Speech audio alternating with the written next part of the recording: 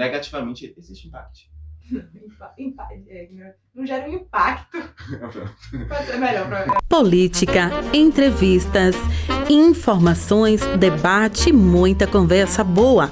Tudo isso junto e misturado no seu videocast Momento da Política. Olá, seja muito bem-vindo, seja muito bem-vinda. Tá começando mais uma edição do nosso videocast Momento da Política. Política, informação, debate e muita conversa boa. Você só encontra aqui no nosso videocast Momento da Política.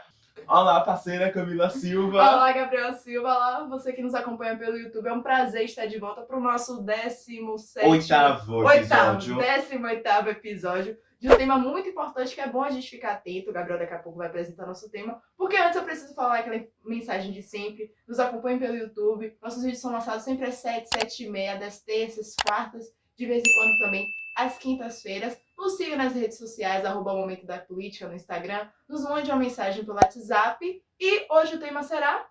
as falas do presidente Lula e a sua popularidade. Pois é, pessoal, para surpresa de muitos ou não, Lula tá falando demais e tá dando muita corda para a direita e para a extrema direita falar, viu? E é disso que a gente vai falar hoje. Algumas falas do presidente, em alguns contextos, tá saindo bem complicado na grande mídia e na população. E a gente traz essas falas para você e explica porque isso complica o Lula e toda a sua popularidade. Então vamos lá? Roda a produção!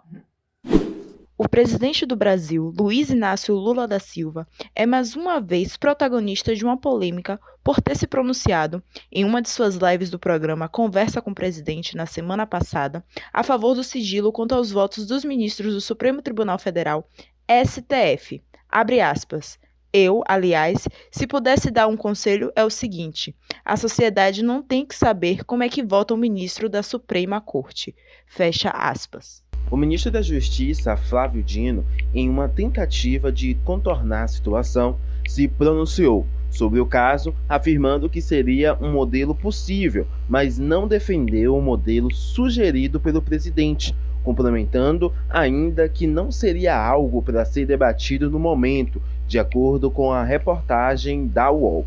Apesar de Lula ter se pronunciado de evitar animosidade contra as instituições, a fala não foi bem recepcionada, inclusive com profissionais da grande mídia, os quais apontaram que o conhecimento quanto aos votos de um ministro está diretamente atrelado ao acesso à informação, à transparência e, consequentemente, o funcionamento da democracia. Importante destacar que, de acordo com informações divulgadas por Camila Bonfim no site G1, abre aspas, o único debate que existe no STF hoje é sobre celeridade e ele deve ganhar corpo na gestão do ministro Luiz Roberto Barroso na presidência. Mas a transparência não se discute. Fecha aspas. Mas é importante destacar que essa não é a primeira fala polêmica do presidente. Desde que assumiu a presidência do país em janeiro deste ano, Lula tem acumulado pronunciamentos que têm gerado repercussões negativas. A exemplo de quando afirmou que a escravidão teria trazido de positivo para o país a miscigenação, ou quando atrelou a deficiência intelectual a problemas de desequilíbrio de parafuso, ou quando sugeriu que a continuidade da guerra entre Ucrânia e a Rússia seria em decorrência de uma contribuição da Europa e dos Estados Unidos. Conforme informações do site BBC News Brasil, o presidente em alguns casos chegou a reconhecer o erro e pedir desculpas, e em outros tentou corrigir a situação. Mas como fica a popularidade do presidente diante de tantas falas polêmicas? É isso que debateremos hoje no videocast Momento da Política.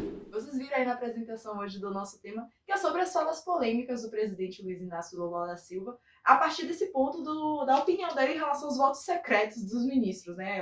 A posição dele favorável aos votos secretos. Eu gostaria de comentar uma questão de que, apesar de ter essas falas do presidente ter tido repercussão negativa, né, aqui no Brasil, internamente no país, acho que até externamente, eu até falei que externamente essas repercussões foram maiores. Mas internamente também houve, só que não parece ter afetado a popularidade do do presidente dentro do país. Porque, de acordo com a pesquisa feita pela Genial Quest, a aprovação do presidente foi de 60% em agosto, 9% a mais do que a registrada em maio. Ao meu ver, e a gente vai debater aqui brevemente, mas ao meu ver, essa avaliação ainda positiva do presidente, apesar das falas, está muito relacionado com as vitórias que o presidente teve dentro do Congresso e também ao bom momento que a economia brasileira vive depois de anos aí muito complicados, muito em decorrência do antigo governo, da Covid-19 que afetou a economia de todo mundo. A gente vive agora relativamente um bom momento na economia, né? E o presidente tendo vitórias significativas dentro do Congresso Nacional. Então, me parece que essa avaliação positiva que há ainda do presidente, inclusive um crescimento, tem muita relação com isso. Só que eu vou além. Acredito também que essa avaliação positiva vem em comparação a um ex-presidente, Jair Messias Bolsonaro, que trazia falas extremamente complicadas, né, Gabriel? Isso mesmo, Camila. Porque posição de presidente de um país, né? Não só do Brasil, de qualquer país, né? A gente tem que ter cuidado quando com quem vai falar, onde vai falar e como vai falar. Porque está assumindo uma posição importante. A gente mesmo que estuda comunicação já cansou de estudar, né? Discursos, falas, debates, porque tudo influencia.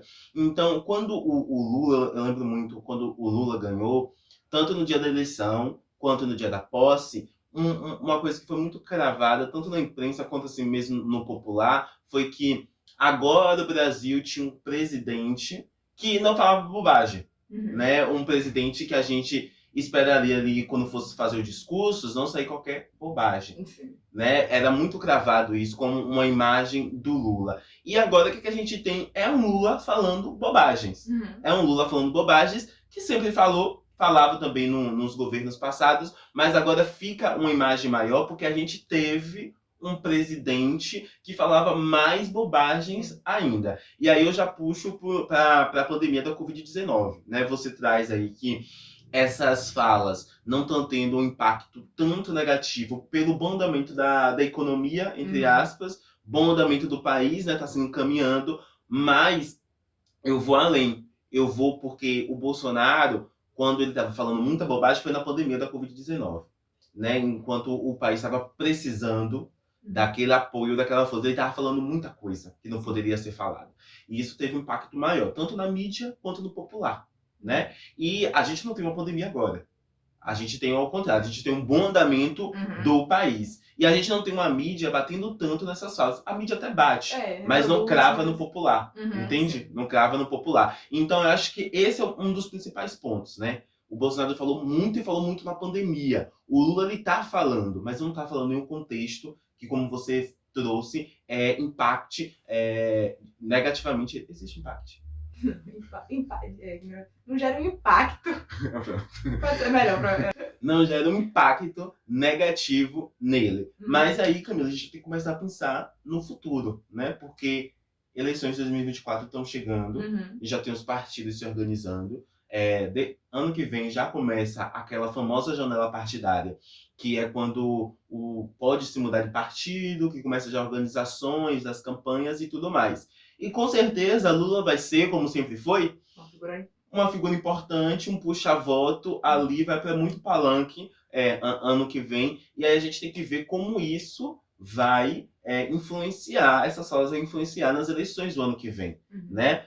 O PT tem grandes cidades aí para estar assumindo, né? Vai apoiar o Boulos em São Paulo. A gente não sabe como vem no Rio de Janeiro. Aqui em Salvador, na nossa capital, com certeza o PT vem com algum candidato presidente. E fica essa questão aí, né? Como os adversários vão usar essas falas polêmicas do Lula contra os candidatos do Lula e contra o próprio Lula. Porque é importante salientar que a gente vive um bom momento. A gente está na crista da onda no momento, de certa forma, depois, né? De tantos problemas. Mas isso pode retornar para ele futuramente, quando essa boa maré for embora. Se vier aí embora, né? Se for embora. Então, é bom ele ficar atento a isso, como você já falou, em relação às eleições, em relação à própria figura dele. Mas, pois bem, a gente observa agora como é que o presidente vai se comportar. Sim. E só mais um detalhe, Camila. Essa fala do Lula, né, que a gente explicou no bloco passado, que ele falando do STF, que acha que os votos do STF não deveriam aparecer para a sociedade. Quase isso, né? Ele não deveria indicar que ministro votou em que sentido. Seria só pelos resultados. Isso. Né? Talvez a fala do Bolsonaro, quando tinha muita gente morrendo, tenha um impacto maior, né? Porque tinha gente morrendo. Sim. Ou talvez, com a grande mídia dando uma luz, uma iluminação maior a essas falas na eleição, quando ele falava contra o Alexandre de Moraes, né? Incentivava as pessoas a ir para a rua, defendia o voto impresso, tem um destaque maior. Mas essa fala do Lula é tão forte quanto a do Bolsonaro na época da eleição. Sim. Sabe? Porque, tipo assim, talvez quem tá assistindo nosso vídeo não entenda, mas as maiores decisões do país, eu acho que depois do presidente, passa ali pelo STF. Sim. Né? Vamos lembrar aí a questão da maconha, da legalização da maconha. Passou pelo STF. Foi o STF que votou. Quando tem presidente, né, o próprio Lula foi julgado no STF. Quando tem requerimento, as próprias pessoas são julgadas no STF. E com esse voto, como o Lula defende, não tendo uma transparência para a sociedade, a gente não sabe o que está acontecendo. Bem lembrado, eu vou até complementar a fala. Bolsonaro era um que tinha as falas muito favoráveis à falta de transparência, à falta de acesso à informação. E essa fala de Lula vai muito de encontro com essa ideia de falta de transparência, falta de acesso à informação, que é muito complicado em um país que a gente vive que é democrático. A gente precisa ter acesso às informações para ter conhecimento de quais são as decisões do STF, que é a Corte Suprema do nosso país, é o grande poder dentro do judiciário, né? Então, realmente, é algo que a gente tem que observar, ter cuidado, ver nas entrelinhas o que significa essas falas. E a situação do Lula só não piora porque as pessoas que estão em volta dele não defendem ele. Como você trouxe no bloco passado do Flávio Dino. Sim, que tentou contornar aquela situação ali. O Bolsonaro, em torno do Bolsonaro, não fazia isso. Em torno do Bolsonaro, apoiava. Quando o ex-presidente apoiava cloroquina, eles apoiavam também. O Lula não acontece isso. Acho que a situação não piora só por causa disso. Sim, totalmente. Vamos aqui e voltamos já. Pois bem, estamos de volta. Vocês acompanharão nosso breve debate sobre essas falas polêmicas do presidente Lula. Infelizmente, hoje a gente teve alguns probleminhas, então não vai ter o giro de notícias. Mas a gente se encontra no próximo episódio, com certeza, com muito mais informação, muito mais debate, conversa boa e tudo mais que a gente pode trazer para você aqui no seu videocast no Momento da Política. Gabriel, foi um prazer novamente trabalhar com você. Prazer, parceiro. Agradecer toda a equipe que compõe o nosso videocast Momento da Política. Ao Emerson, Ana Cristina, Camila Souza na apresentação, Danilo na direção e edição e a Bimba da gente na técnica. E obrigado a você que acompanhou o nosso videocast até aqui. Não esquece de curtir, compartilhar com todo mundo aí, tá? Nos seus grupos, no WhatsApp. Comentar e se inscrever no canal da Rádio Web A Voz da Gente, tá certo? Tchau e até o próximo episódio. Beijos! Política, entrevistas, informações, debate, muita conversa boa. Tudo isso junto e misturado no seu videocast Momento da Política.